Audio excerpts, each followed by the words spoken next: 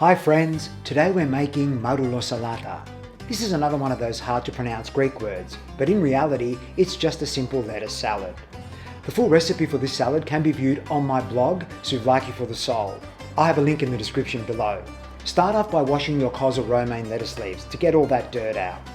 I like to use a salad spinner to dry my leaves. It just makes the job a lot easier. However, if you don't have one of those, the good old-fashioned way with a kitchen towel will work just as well. There's absolutely nothing wrong with that. Now, shred your lettuce leaves finely using a sharp knife. Finely slice your green onions and dill. I've got to let you know that this lettuce salad also goes well with cucumbers, but I forgot. Oh well, it'll still taste great. Add all the ingredients to a nice large salad bowl, and then prepare your dressing.